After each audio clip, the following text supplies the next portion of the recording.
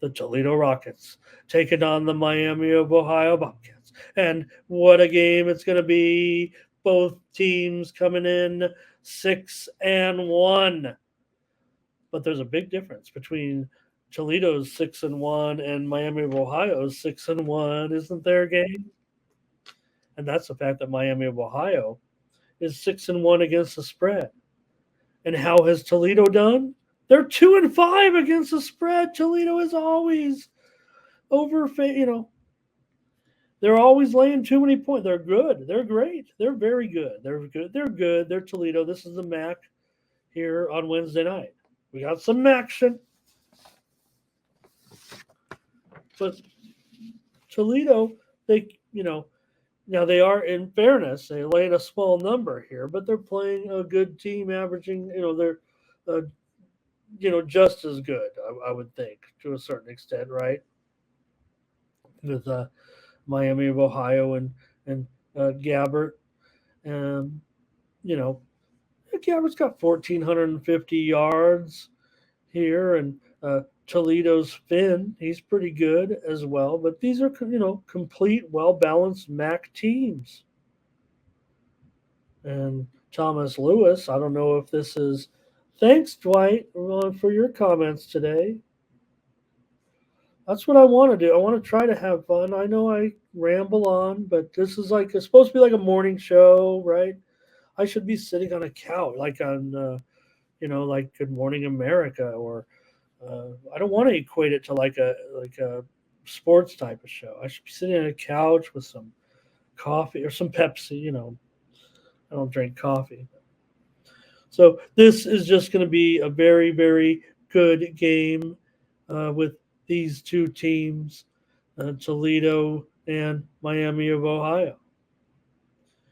And Toledo, like I said, they have failed to cover the spread. They have won all these games in a row now, 6 straight wins, and they've failed to cover the spread in 5 straight games. Imagine, that is tough to do. I don't care, if you're Alabama laying 35 points every week in to the SEC also rans. Toledo has won 6 straight games. Now they beat Texas. Remember this one? They beat Texas Southern 71-3. Yeah, that was this year. If you missed that one, they beat them 71-3 back in early September. But since then, they were favored against San Jose at home by 8.5. They won by 4. They were favored at home to Western Michigan. They were favored by 21.5. They won by 18. They were favored at home against NIU, and they beat the Huskies by just 2 points, favored by 13.5. Then the last 2 weeks, they were on the road here and won by 17, laying 19.5 to UMass. They were on the road at Ball. They won by 7, laying 17.5. Here's the other caveat on this. This is their 3rd straight road game. So you know what's going to happen. I'll tell you guys right now, and I don't want to give away anything here, premium land. But I will tell you this, that this game's going over. I'm going over, free pick right here on the show. But, I feel this is one of my favorite games of the week, obviously, the way we're having some fun with these two teams. Huge game. Now, Toledo also, I'm on the over, but I just want to quantify some of these stats. I want you to get my premiums, but Toledo 1-8 against the spread their last 9 games in the MAC. Now there's not a lot to say because Miami of Ohio has a pretty good defense at a MAC level. You look at some of their recent games. They beat some of these teams handily. Now they just beat Western Michigan on the road 34-21. They covered. They beat Bowling Green at home 27-0. Favored by 7.5. They beat Kent on the road. Yeah, Kent's terrible. They won by 20. They covered 13.5. Okay, so right now Miami of Ohio rolling through opponents and covering numbers. But I will go over in this one because, Both teams very, very solid. I expect a high quality MAC game. I wish it was Maction, actually. I mean, I just say it's Maction because it's a good game, and I know that's a catchphrase. I wish the game, this is the game you put on. Where is Maction this year, actually, right? When we change it to Conference USA, you don't have any funny saying. You don't have any. I don't want to say Kusa. It sounds dirty.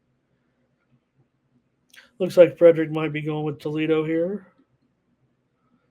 But over for me in this one. I mean, like I said, Miami Ohio, good defense. Toledo can give it up a little. Now, these guys are good. These teams are good, but I just expect efficiency of the two teams. And I believe these two teams haven't played in a while, even though they're together here in I think because they were in different divisions, or I don't know what the deal was, but I didn't include that in my research. Probably should have. We only have so many hours in a day, and I do everything by hand, except for the printout, the spit out of the ratings and the predictions that I have. Print out the computer every day with my ratings, and half the time I don't even listen to it. Okay, so my pick there over Toledo and Miami, and we're gonna have pretty sure we have premium in that game. All right, this was not as fun, but just think it's interesting because, and that's what I've done to select some of the games. Like Tony's doing all the games, great previews, Tony style. I watch them every night, love it, and he'll preview. But some of the lopsided games, I'm not going to get into necessarily on the morning show, but just want to do this one because I just think it's interesting because now it's a conference game, Texas and Houston, right? That's the way it should be. Now Houston, I say they're not very good, but they're not, and it's not even you can't even say like it's a dead spot right now. It's not really a rivalry here or anything, but there should be, and maybe there will be. We have Texas here favored 23.5. Now they are just 3-3 against the spread so far, and it's kind of a dead part of the schedule certainly for Texas a little bit. Now this total opened 64.5 when we were on that preview show on Sunday with the opening lines. And we did see it open also 21.5. It dipped as low as 20, but now up to 23.5 here. So, look, yours has been great. I've been on this Texas team. They're, the team that I thought was certainly one of the better teams in the country. That's obvious. We know that. But I mean, I was saying give them to me as number one. Well, now they've got to go out and now they have a loss. They've got to go out and reassert themselves and battle a little bit too. Certainly after the loss to the Sooners. Good job. I mean, they not good for Texas considering where they want to be and where they thought they were headed. But they didn't overlook Oklahoma. Anytime in that game, anything can happen, and it did. Now, Houston is coming off an impressive win over West Virginia. Remember that game? We had Houston in that game, plus the points. They won the game outright against West Virginia. And here, I don't know. The fact that this got over 3 touchdowns now has me on a lean probably to the Cougars here because maybe Texas knows that they're in a pretty good spot here to win this game. Now, Donovan Smith is no slouch at quarterback. He has 1,600 yards. He's 13 touchdowns and 3 interceptions. So pretty good numbers, certainly.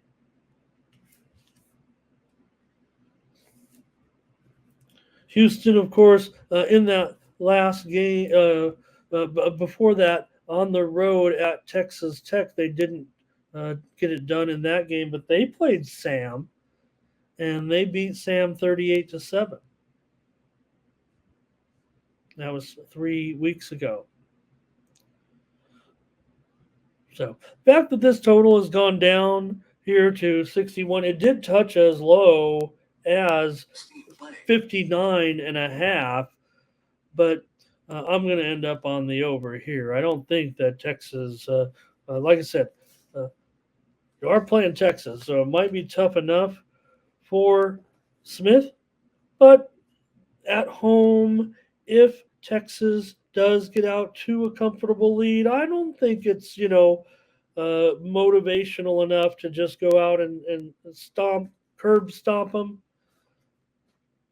I think Houston can have some success in the game here as they take on this team for the first time in over 20 years. They met regularly throughout the 80s and 90s every year, and then a few more times at the turn of the century. But not since 2002 have they played. And, maybe the programs are in the same position they were even back then. I mean, Texas was great and Houston was marginal. Yeah, Houston's had some uh, special teams here and there. They've had some great quarterbacks as well, no doubt about it. Think of some of the great passing teams that Houston had, some of the great quarterbacks, right? Uh, but so I don't know if there's. I don't want to waste too much time rambling on, but some of the series history there, I just equate it kind of the same type of programs. Those games back in those days, I just think the programs were the same, but they were all blowouts. I mean, Texas 41-11, 53-26, 48-0, 52-20, 48-13, 34-16. These are all Texas wins. They always won this game. Houston won one year in 91, 23-14. I'm not saying look at a 30 years ago. I'm just saying, thanks, Jeff. Yep. What should we do? The pick is in. The pick is in. We don't have anything else to talk about.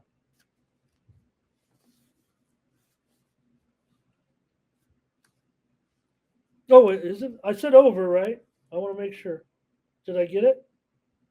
More Big 12 action here with the Texas Tech Red Raiders taking on newcomer BYU. It's fun to have BYU in this conference so far. Texas Tech on the road here, a 4.5-point favorite in this one against the Cougs. And we'll take a look here at 371, 372, where this one opened Texas Tech a 2-point favorite when we were on the opening line report. This total opened 51.5 and dipped down to 51, but has since seen movement to the over here now at 52.5. And, well, I'm not sure I get it, quite frankly. And the move, like I said, Texas Tech opened -2 here, and now they're up to 4.5. And that also has me a bit perplexed.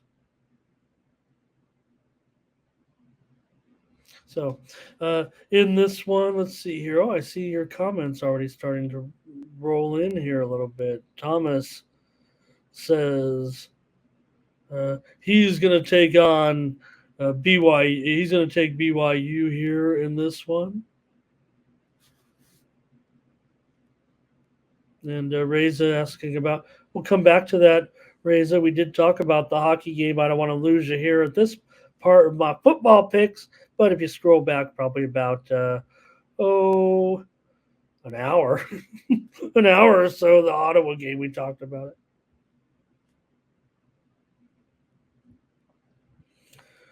All right, just continuing on here with this matchup with Texas Tech here and BYU. Tech comes in with a 3-4 record, 1-2 on the road. BYU 4-2. They've won all three of their home games so far. Uh, BYU has gone 5-1 to the over so far this season, and going over in these conference games as well. Currently, last week was an over against TCU. Barely, they got blown out of that game. TCU won it 44-11 as just a 5-point favorite. Now BYU did win and cover against Cincinnati at home, 35-27. They also lost at KU and won at Arkansas. They've also beaten Sam, has BYU 14-0. So we talk about some of those Sam woes. First meeting between these two clubs, Texas Tech comes in off of the loss at home against Kansas State. Now, a lot of people say, I thought Kansas State was a pretty popular play from handicappers last week. It seemed like they really thought that the way that the Kansas State program is, maybe the slight decline here we've seen with Texas Tech, and they've had injuries at quarterback and Slovis. Well, what can you say? He's done an okay job for the Cougars. 1,400 yards, 10 touchdowns, 4 interceptions, and we know that Texas Tech has had problems with interceptions so far this season. As a team, they've had 16 touchdowns and 9 interceptions. So it hasn't been perfectly clean here, but BYU usually their spread record at home pretty bad of late. They've covered just 2 of their last 9 home games, but usually they're favored. And if I'm getting BYU as an underdog, I'm interested. That's my pick. Going to take BYU here against Texas Tech. They're getting 4 points as a home dog. I mean, like I said, Texas Tech coming off pretty bad. Not, they lost to Kansas State. There's nothing wrong with that, but they lost to them by 17 points. The game was practically a pickup. So, yeah, I know they beat Baylor on the road. We know Baylor's down. That was a good performance for Texas Tech, no doubt about it. They were favored by 2.5 and won it, but maybe you could equate it. They did play at West Virginia, lost a low-scoring game here. So I know this total's in the 50s, man, but I'm not so sure, to be honest with you, about getting to 50 points in this game. Now, like I said, BYU's gone over in every game, but I think this one could maybe be a little bit more difficult. And if anything, BYU was going over a little bit last year, especially but again, different year maybe there. Texas Tech 3-4 to the under, but the picks on BYU. Let's take the Cougars in this one plus the points.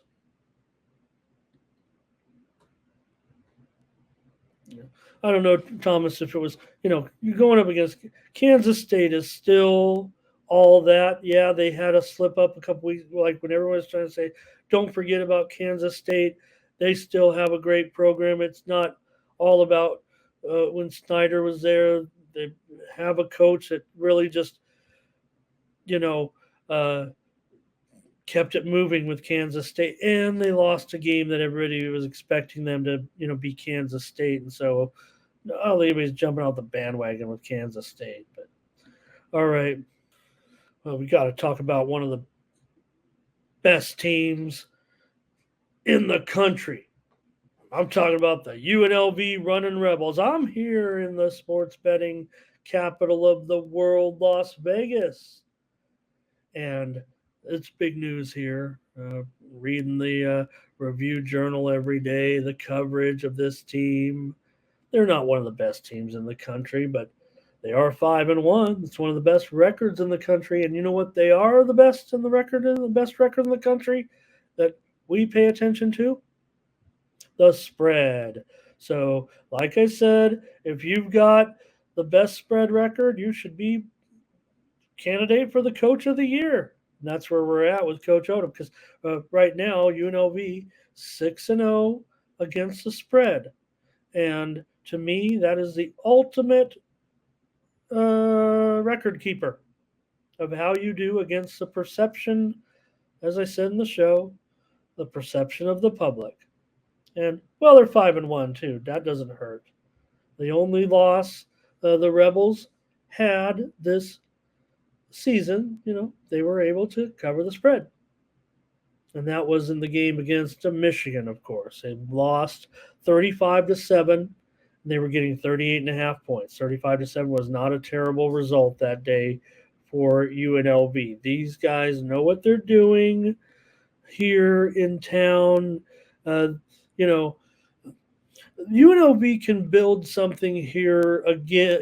I want to say again. I mean, they've never really had anything remotely close, but to extremely successful, even in their conference here. But they can now because of the fact, to me, because they play in Allegiant Stadium. I think there's a little bit of something to that. It's like I said, it's a awesome venue and it's close. It's not a campus facility. It doesn't matter. It's right down the street. It's as good as, there are plenty of teams that don't play right on campus or anything like that. This is so they play there, and just a terrific situation for UNLV to have a world-class facility like that after playing in the Silver Bowl for all the years. I mean, that is an attraction for players in in a program, and UNLV is doing some things here. Not saying they can turn around, and I don't know. Anything's possible at this point. When you look at the standings, you look at how they're doing right now. They beat Nevada, they beat Hawaii, they beat UTEP. These are not great teams. This is a tougher game against Colorado State here, certainly. And, Colorado State's proven to be, capable club at 3-3, 3-3 against the spread. Everybody all eyes were on the Rams when they played the Buffaloes, but that was over a month ago now. Since that game, which they did cover the spread, remember, with Jay Norvell, and everybody said, oh, look at Colorado. They're not all that. Well, this Colorado State coach, even Coach Prime, gave his respect to Norvell, even after the comments that Norvell made, and they were off the cuff a little bit. There was obviously some mutual respect there between the two guys after the game. And Norvell, a bit of a psychologist, knew what he was doing when he made those comments. He wasn't trying to flare up Sanders or that team. He was looking to get his own team's confidence built, because I think that Colorado State has a decent club here in conference. They so far they beat Boise last week at home, but they were a dog in that game, remember. A 7-point dog against Boise. And believe me, I mean, Colorado State could not run the ball against Boise, but they lost at Utah State by 20 points as a 3-point favorite. So in this one, I've got to consider the points with Colorado State. As awesome as this has been so far, and look, I think UNLV can win this game, and they'll probably win it by short of a touchdown. inside of a touchdown, it feels like to me. Thomas Lewis likes Fowler Nicolosi, 1,900, too many interceptions. I mean, he's got to stop throwing picks. He's one of the, I don't know the leader. He's got to be, though, he's got to be among the leaders in interceptions. That is a problem. But he has thrown for almost 2,000 yards this season. They're not going to, Colorado State is not going to back down from what they're doing. And they've been involved in some relatively high scoring games. Colorado State is 5-1 to the over. Pardon me. Need my OJ. So UNLV 7-2-1. The last 10 games, they've gone 7-2-1 to the over in their last 10 home games. Also, 18-7-2 to the over in their last 27 games as a favorite. This has been a home-dominated series. 7 of the last 8 games been covered by the home team. But Colorado State in a little bit of a cover streak dating back to last year. They've covered 7 of their last 10. But like I said, just 3-3 this year, but I'm taking them at 8. Let me update it actually. I'm going to give myself a 7.5 just to make it a little bit tougher. Talked about Bet Online. That's what I see it over here, 7.5. And see it right there.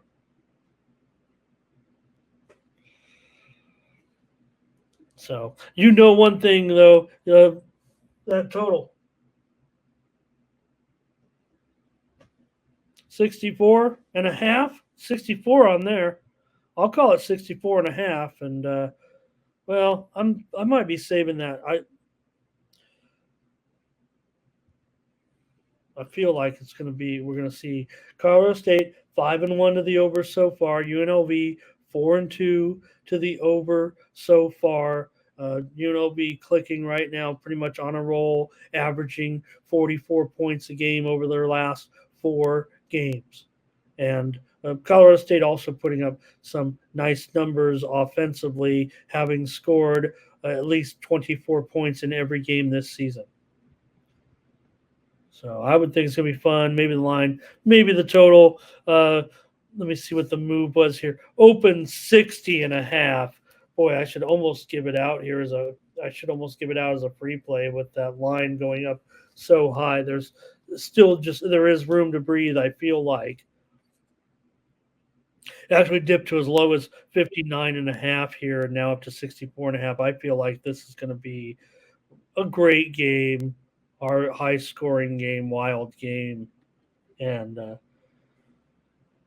fun times here in Vegas, UNLV. I don't know. It would take a hard for them not to find their way to a bowl game, and bowl games for UNLV. They don't really say those words together very often. All right, TCU, Kansas State. This sounds like a pretty exciting game with the defending champion TCU here, all the way to the national title game loser. And what a run it's been. I mean, I feel bad that everyone bags on TCU and what they've done with their, they've been a great program for years, but last year was something special. And for them to get, everybody's all making fun of them and everything for being just 4-3 right now, that's unfair. Totally unfair. This good program. Hey, okay. One team was a flash in the pan. Everything broke their way. It was awesome. Come on. Any program wishes they could do that. So right now, 4-3 coming in. Kansas State with a 4-2 record coming in to this one. This game opened as high as 8.5 when we reported it to you on the opening lines report. On Sunday, it has since dipped all the way to 6.5 and is now back up to, or dipped all the way to 6 and is now back up to 6.5. This total opened 54.5 and has gone all the way up here to 60. And that's a little uncomfortable. I still think it could go over. I'm going to give it out as my free play. I mean, we missed out on a lot of points. Now, that opening number, I never had a chance to bet at. I don't have a chance. I'm here reading those circa lines. I'm not on the app plugging away, banging on those games. But I think I did have a shot here at a 57 and I missed out. So let's just give it out as a free play right here. Certainly, I want to go over in this game. So, and that's where I'm going to look. Let's see if you guys have anything on this one. We'll roll into some stats here, maybe. Thomas Lewis here says, give me TCU. And that's where the move has been. It feels like here on TCU. Now, Kansas State has been doing a pretty, like I said, we just got done talking about them a little bit on the type of role they're on right now. They're 4-2, yeah, but remember their losses. They lost at Oklahoma State. That was certainly a surprise. Remember they were favored in that game by 11.5. That was a game where everybody's like, "Hey, don't. This is still Oklahoma State." Then they lost also. Let's see here. Oh, at Missouri, they lost at Missouri 30-27, and they were a road favorite that day as well. So, not too fond of them, laying points on the road. Yeah, did they bounce back and destroy Texas Tech? Yeah, when they should have.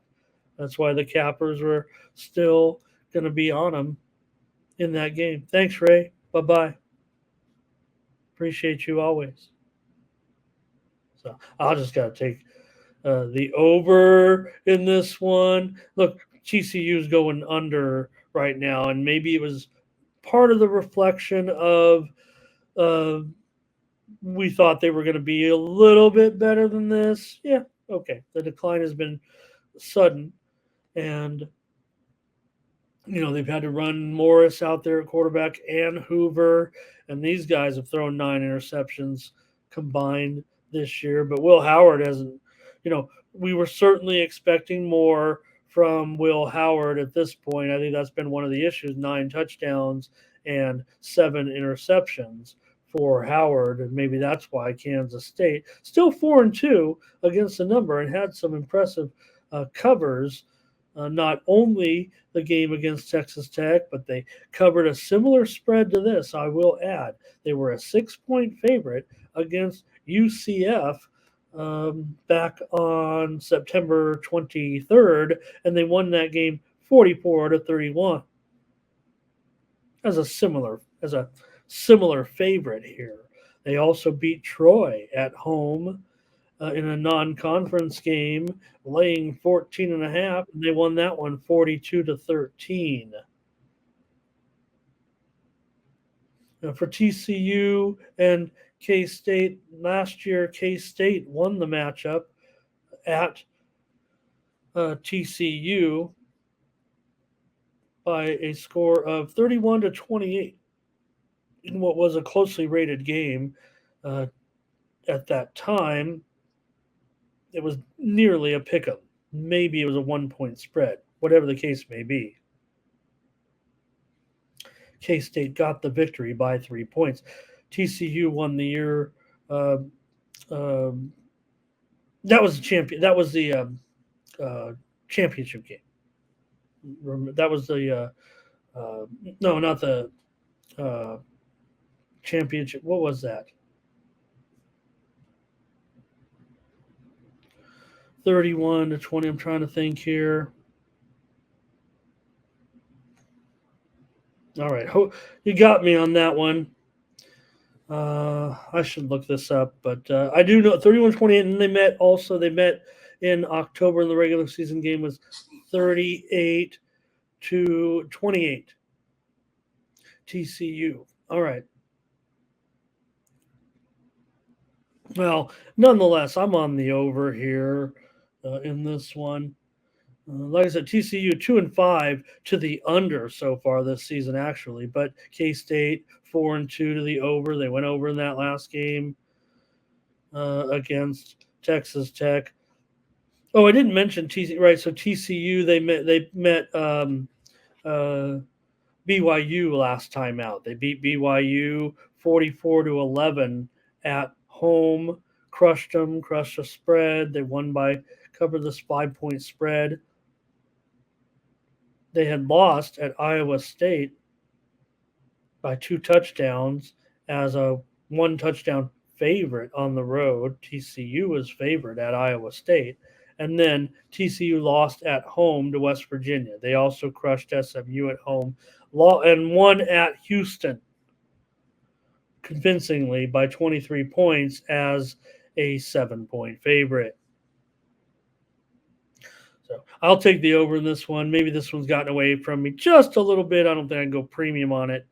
And boy, feel bad there a little bit. Probably could have had a premium there at 57. So still feels okay. Feels like an over here. TCU, man, in that game against BYU, they outgained them by 341 yards. They've had some big performances like that. They also outgained Houston by 300 yards. So it does feel like for TCU, they're still Ole Miss going to take on Auburn here in this one, and Ole Miss, a 6.5-point favorite on the road at Auburn. And Ole Miss comes in, I don't know, talk about overrated, or I don't know, are they underrated at this point? Have people overlooked Ole Miss? Have they forgot about Ole Miss? Do they think Ole Miss is for real? I mean, Ole Miss is 5-1 after all coming into this game, but now you're going to be 6-point favorites on the road. That feels a little uncomfortable to me. This one opened 4.5. It did dip to 4. But has since then been on a little bit of a run here, and it did go all the way to 7.5 before being bought back down to 6.5.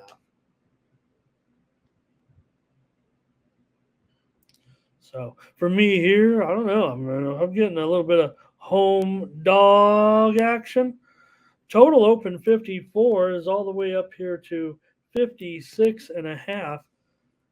I also kind of like where that's headed. But one of the things I'm concerned with Ole Miss, they have gone, let's see. Well, let me get Auburn first. I mean, they've gone 7-1 to the over in their last 8 games as an underdog. They've also gone over in 7 of their last 9 SEC games. Now, Auburn, they get it done pretty much on the ground, right? They're pretty heavy run-oriented team, while Ole Miss, they have Dart, and he certainly has done a very nice job with over 1,600 yards passing this season and 12 touchdowns. For Ole Miss, they're coming off that win over Arkansas. They did not cover, but that, they covered, like I said, 4 out of their last 6 games. Home covers. They remember the wild game against LSU that Ole Miss had, 55-49. Could we see a similar type of game here against Auburn? Auburn's lost 3 straight right now, so they were getting double digits in all of those games, playing a very tough schedule. This is supposedly going to be easier, but Ole Miss is playing so good. Auburn lost at Texas A&M 27-10, getting 10 points. They didn't cover. They lost at home against Georgia. They were getting 2 touchdowns in that one, and they got the money. But then they played LSU last week, getting 11.5, and they got absolutely destroyed by 30 points. Ole Miss, they played Alabama on the road, lost 24-10 as a 6.5-point dog, and now laying 6.5 at Auburn. Yeah, Auburn's 3-3 and only 2-4, against the spread. But Auburn's had the upper hand in the series, I guess we could call it. Auburn's covered 19 out of the last 27 meetings. I mean, these are every day, every year combatants. Last year, Ole Miss won it at home, 48-34. They didn't get the money. They were favored in that one by 14 and a half. The year before was here at Auburn, of course, and Auburn won as a 3-point favorite, 31-20. So Auburn got the money in that one. I'm going to play the over as my play here in this one and go over 56 and a half. I'm going to try to reserve this Auburn team here. I don't know if I'm quite ready yet to put them in the premium category, but I'm leaning Auburn here. Thomas says he likes it to be a close game. Of course, he's kidding because there are no ties in college football anymore, but uh, obviously he feels like it's going to be a close game in this one, and uh, I'd agree. I'd have to agree. I mean, I think with a high score, I mean, I guess there could be some variance to the game, and that's kind of what's got me a little bit even hesitant on necessarily taking a home underdog here because that's probably what I would look to do in this one. Okay, thanks you guys so much for spending another 2 hours with me every day.